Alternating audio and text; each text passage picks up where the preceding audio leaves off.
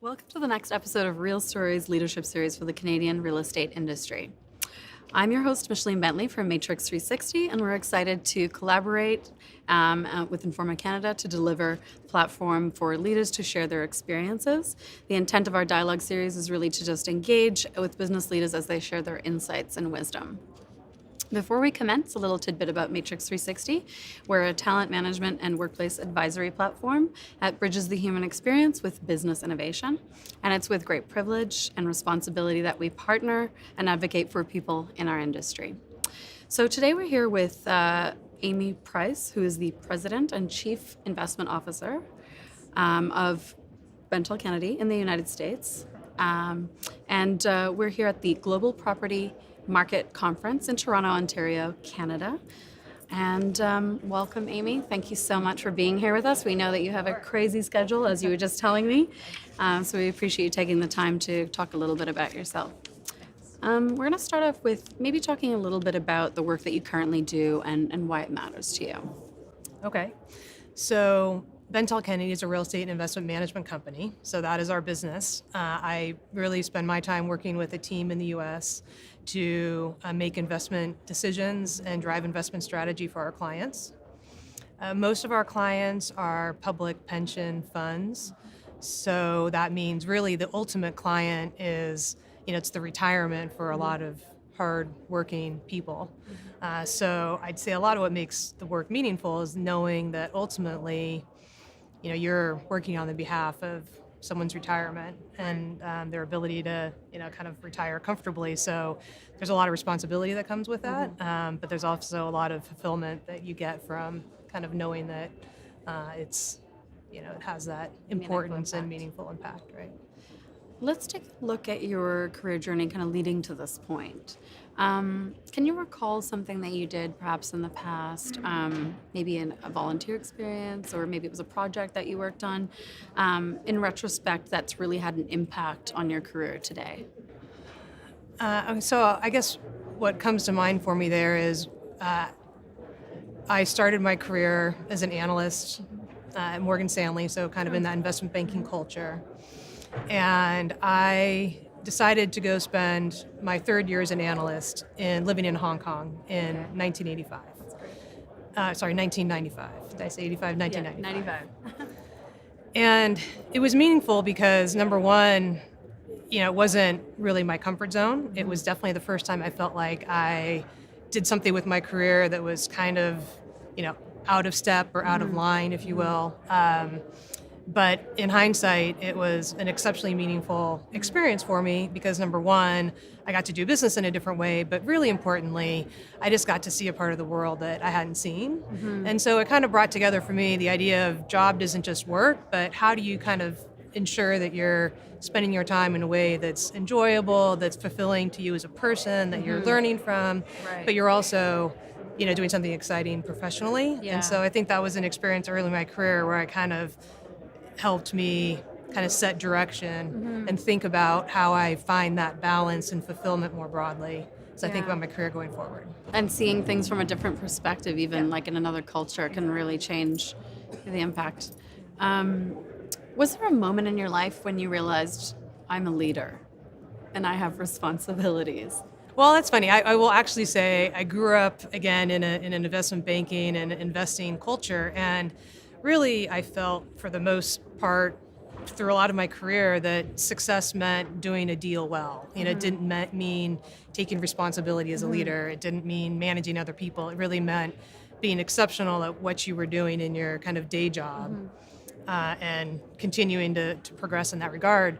And I remember, as I remember it at least, I was a managing director at Morgan Stanley, and that was the first time where I felt like it was now all of a sudden, you're a managing director, you're now expected to be a leader. But I didn't feel like I'd ever really been evaluated as a leader or trained as a leader. And that is one of the differences, I think, in today versus 25 years ago. I think the idea of leadership and mentorship and development and how to train people to be good managers and leaders is much more it's definitely, there's more awareness around it. Yeah. I still think we're not exceptionally good at it as an industry, but it's a very different place than when I started. And when was the first time that you kind of realized, like, I have the power to change or to make a difference or do something meaningful in that capacity? Well, I remember one specific instance where I had been promoted and had a new title, and somebody made the point that with that title, your voice will be heard differently. And I didn't appreciate that because to me, I'm still me, and you don't have Right. that perspective. Yeah. And I could then see how, in terms of the way, even just the way someone would respond to your email, and so I do feel like there's a link between a title and See, yeah. the way people then have an expectation and perception of you, and you need to be thoughtful about that and probably give a bit more thought to how you do communicate, realizing that Everything's linked together. things can be interpreted differently. Yeah. What was that title difference? Do you remember? It was when I became, instead of being a chief operating officer, I became a president. Right. Yeah. That makes sense. Was there, or is there a memorable or impactful lesson that you've kind of learned throughout your journey that you now look back on and go like, wow, this was a big moment for me? Well, if I look about my whole journey, two things come to mind. One is how important it has been for me to work with really good people.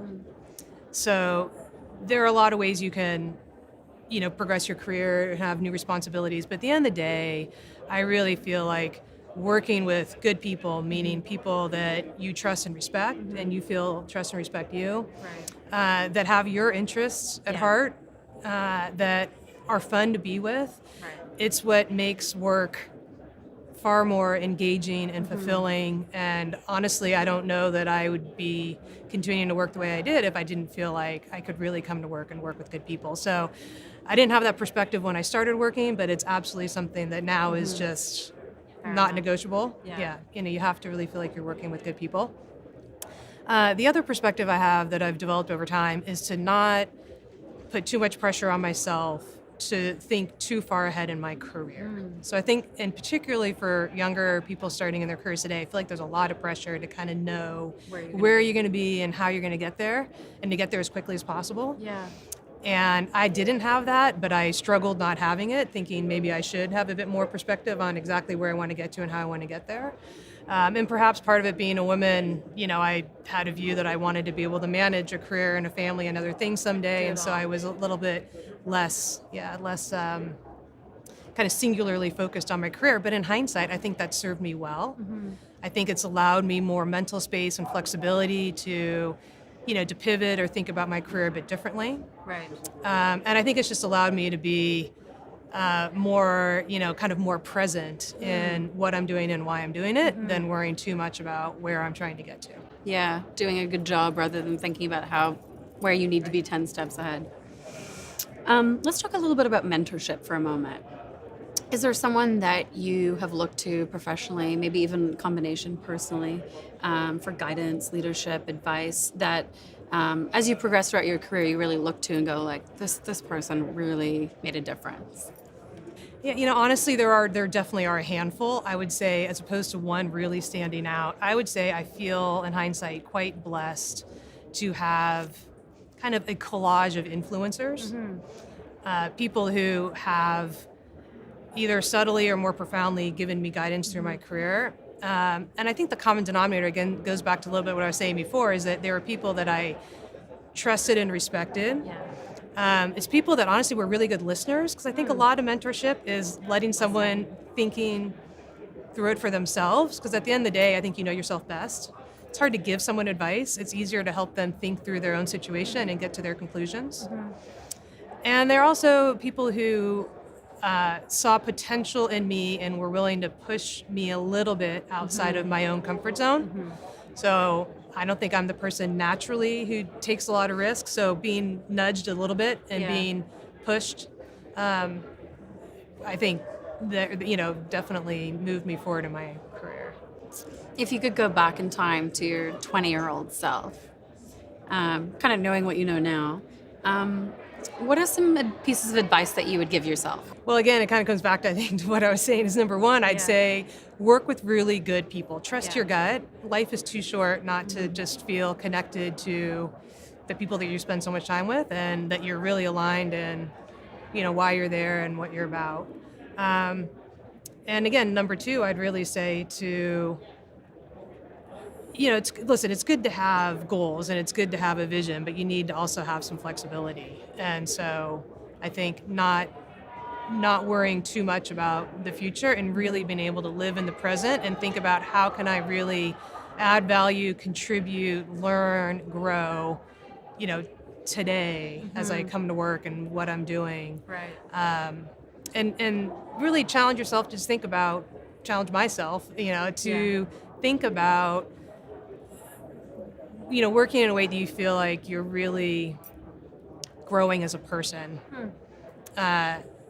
And advancing, right? Because otherwise, again, I think the fun in it dissipates. Right. It's like having that balance of like being present, but also having the goal without getting so distracted that you're focused on that rather than doing what you need to do to get there. So, as a board chair and executive leader, kind of reflecting on your career, are there any factors that you've noticed that affect employees in the workplace as you see it today? I know you're one of the only female board member on the board that you're on now. Is there anything? Do you have any thoughts on that? Well, I do. I'd say, I guess, I started in the industry 25 years ago, and I think probably two areas where I've seen a change in our industry are around leadership, which we touched on. So the value of leadership, what does it mean to actually be a leader and to identify those qualities in people early on that have more potential for leadership and to really try and advance that and elevate that, right? And value it. And number two is certainly around diversity and inclusion. Even when I started, there was a talk, if you will, of women in particular, how to hire women. But there really wasn't a genuine, in my opinion, a real understanding of and a genuine embracement of like what does it mean to create, a culture in a place where women, men are truly included, and why are you doing that? Right. And I think that's changing. Yeah. So. Well, let's switch gears a little bit. And you may or may not know this, but I want to share some interesting information with you. According to the latest Stats Canada, 82% of the Canadian population live in large, medium-sized city centers across the country, one of the highest concentrations among the G7 nations. And also according to 2016 Matrix Canadian Real Estate Diversity Workplace Survey, it showed that in Ontario over 52% of the population in urban centers are female, yet less than 34% are in leadership positions. And in Ontario, between 35 and 54% of the working population in urban centers identifies visible minorities. So that would be visible people of color and ethnicities. Yet less than 25% of them are in leadership positions. So considering this information, what are some of the challenges that you've witnessed, and you've kind of alluded to this already, over the course of your career that really affect these groups identified, women, racialized groups, regarding their access to opportunity and advancement in leadership? Okay. So I guess the first comment I would make is that in our business, and again, I'm in the investment management business, so our business, we don't, we provide service and advice to our clients. Right. It's very relationship oriented in terms of how business is done, whether that's between, a client and a manager, whether that's between a broker and an investor, but it's very relationship driven. Yes. And I observe and I see that many of the ways that those relationships have, been developed over time have been very conducive to kind of male settings, et cetera, right? So a lot of golf trips and fly fishing and skiing and, time outside of the office where it's really important to build those relationships. And I don't think it was necessarily done to be exclusionary, but I think the impact of that is that it's been harder for women to develop those relationships, and participate, in those same opportunities, given, really just given kind of a cultural norm, if you will, Right. in the industry. Right. So I think that there is more awareness of that. I think there's more focus on the fact that if you're going to put on an event, try to make it inclusionary. Right. Uh, Find different ways. find to different approach. ways, right? But I guess the other thing I'd say on the topic, to me, the real question is why, right? Why have, well, or if you're the leader, why is it important that your organization has, minorities or women represented amongst the leadership group? And if you don't honestly believe that it is important to have diversity of perspective and diversity of thought when you're making big, meaty, strategic decisions, then I don't think ultimately you would or necessarily should, really embrace diversity, right? That's to me what it's about. It's about believing that you're going to reach better decisions if you have more diversity of thought. And I think in a lot of ways, gender and racial diversity are just proxies for diversity of thought. Right. But you also need to have a culture that actually listens to those voices and has a way to hear those points of view and those perspectives.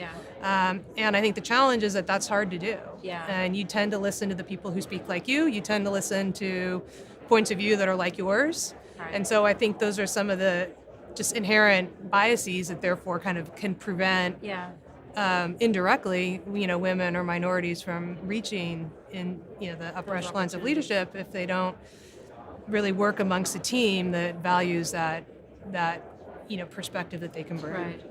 Is there a course of action that you'd recommend for leaders? So something practical and tangible who are interested in creating, more inclusive work environments so that those opportunities are available with the spaces that they govern. Yeah, I think a lot of it is discussion and communication, talking to people about, so a lot of it, what are you trying to do? You're trying to accomplish, trying to create an environment that feels inclusive. Yes. And the best way to do that is to talk to people who you're trying to include and to really understand better what they're looking for. And then how do you kind of balance that out against the majority and the norm? So how do you create a more inclusionary environment? How do you hear that voice? To understand what you need to do. To understand what you need to do, and but then do it on the margin, if you will, and do it in a way that doesn't disrupt what already works. That's the challenge. In conclusion, what do you think is the largest misconception about you in your career? I think in hindsight, one of the misperceptions potentially is that Amy was always going to do this, that this is the path I was on, because it's the path I've stayed on. But I don't feel that's the case. There's many times where I've thought about how to find my own balance and how to find my own path. Yes. I can remember being on maternity leave from having my first child and not fully knowing if I was going to go back full time to the career the way I had before or not. And obviously I decided to, but that wasn't known, to me. And I think there's probably in hindsight, a view that, Amy was always going to kind of stay with the path she's been on. And, so I'd you're say just it's not the figuring it out case. as you go. Yeah, you figure it out as you go. I think you have to let yourself do that. What would you want your legacy to be as a leader? I would want my legacy to be a high integrity, transparent, approachable person who, would help to create a culture of, sounds cliche to say, inclusion now because we've been talking about, but just, high integrity, valued team members who feel they can really make a difference and make a contribution to the organization. Well, we certainly appreciate you taking the time to have such an engaging conversation and learn a little bit more about you. On behalf of Matrix360 and Informa Canada, we appreciate you taking this moment to tell us a little bit more about yourself. If you'd like to learn more about Matrix360 or Informa Canada, please check us out on our website. Thank you.